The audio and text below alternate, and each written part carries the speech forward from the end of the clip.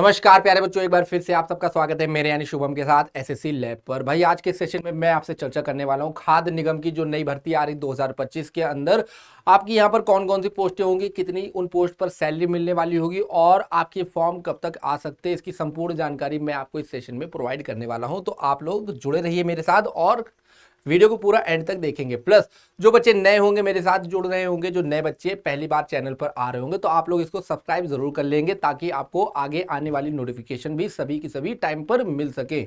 ठीक है, मैं इसको स्टार्ट करता हूं। देखो आपकी सैलरी क्या मिलेगी, कौन कौन सी पोस्ट का क्या क्या नाम होगा और फॉर्म कब तक आएंगे। तो फॉर्म देखो नियमावली बच्चा जारी हो चुकी है आपकी, और फॉर्म भी बहुत जल्दी आप मान सकते हो नेक्स्ट मंथ मई से लेकर जून तक आपके फॉर्म आने स्टार्ट हो जाएंगे।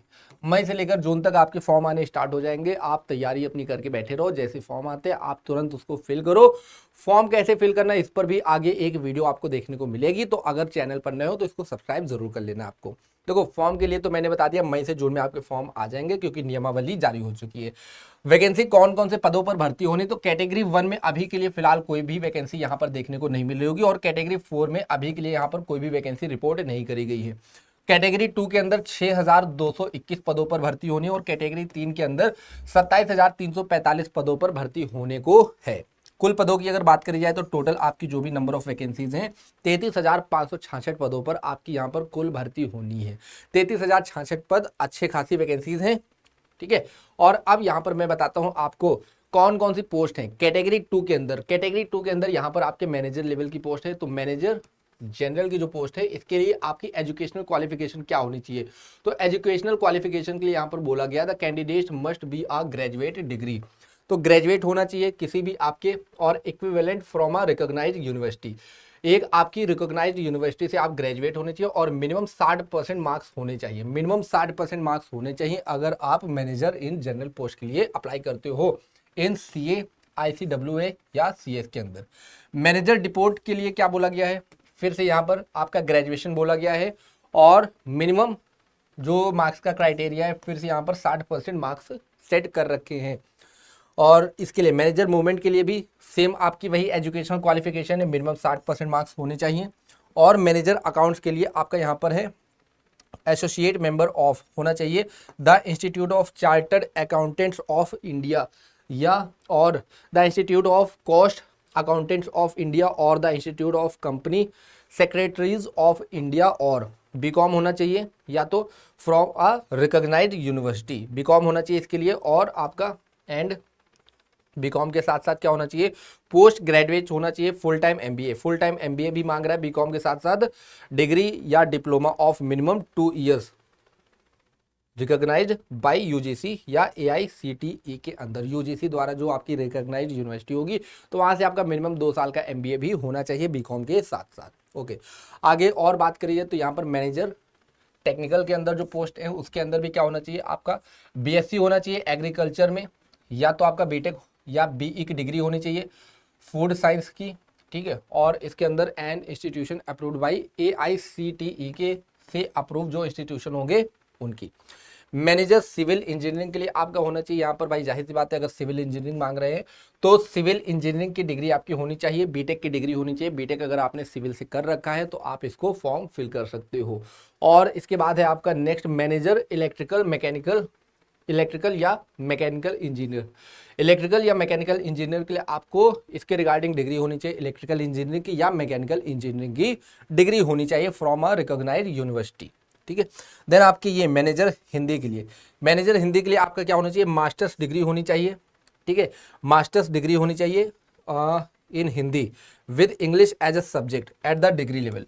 मास्टर्स आपका होना चाहिए सब्जेक्ट हिंदी में, और इंग्लिश सब्जेक्ट भी होना चाहिए एट ए डिग्री लेवल। और इसके बाद एंड क्या लगा है, 5 years experience of terminological work in Hindi and और translation work from English to Hindi और vice versa, preferably of technical और साइंटिफिक लेक्चरेट।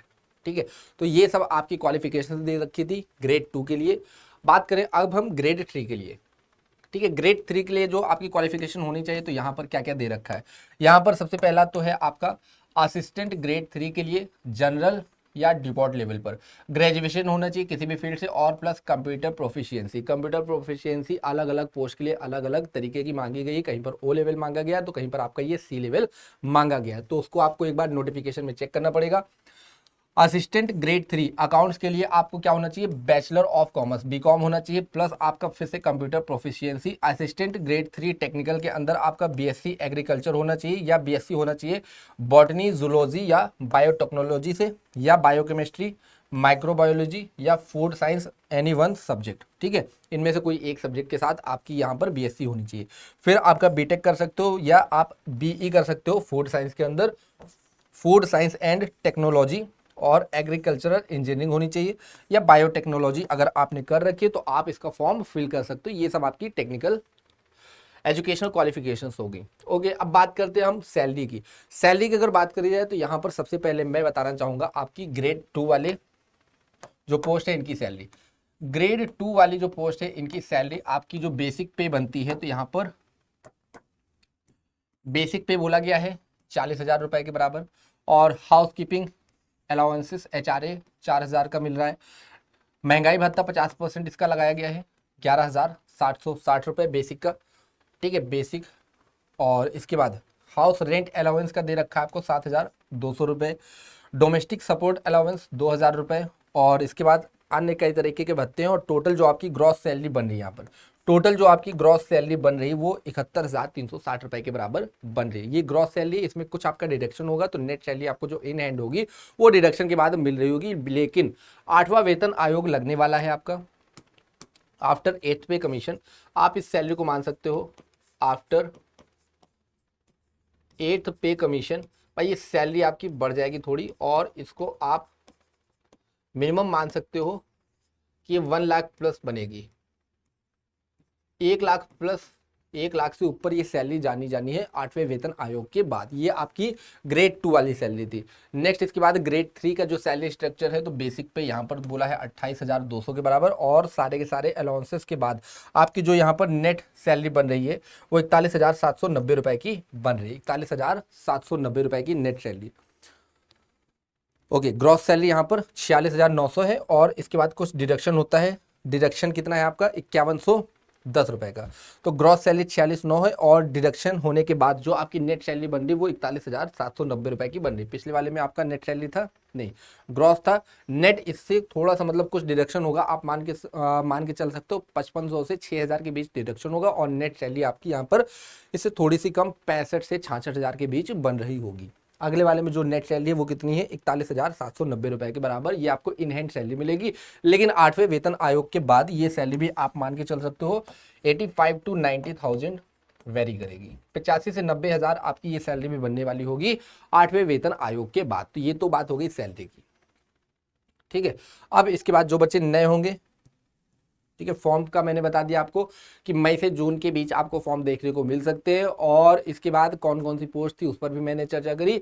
सैलरी क्या आपकी बन रही है और आगे क्या बन सकती है 8वें वेतन आयोग के बाद, उस पर भी हमने डिटेल में चर्चा कर ली। अब जो बच्चे नए होंगे, पहला काम तो ये करना होगा कि आप चैनल पर नए हो, चैनल को सब्सक्राइब जरूर कर लेना। प्लस जो बच्चे नए होंगे वो मेरे साथ यहाँ पर जुड़ गए होंगे, शुभम सर लैब नाम से आपको टेलीग्राम ग्रुप पर मेरे साथ जुड़ जाना होगा। टेलीग्राम ग्रुप पर जुड़ने के फायदे क्या है कि क्लास की जो भी PDF वगैरह होती है वो सब की सब आपको टेलीग्राम ग्रुप पर मिल रही होती है, और प्लस क्लास की सारी नोटिफिकेशन भी आपको टेलीग्राम ग्रुप पर ही मिल रही होंगी। ठीक है, तो हम लोग आज का सेशन यहीं पर करते हैं एंड। तब तक के लिए भाई सभी बच्चों को राम राम, जय हिंद प्यारे बच्चों।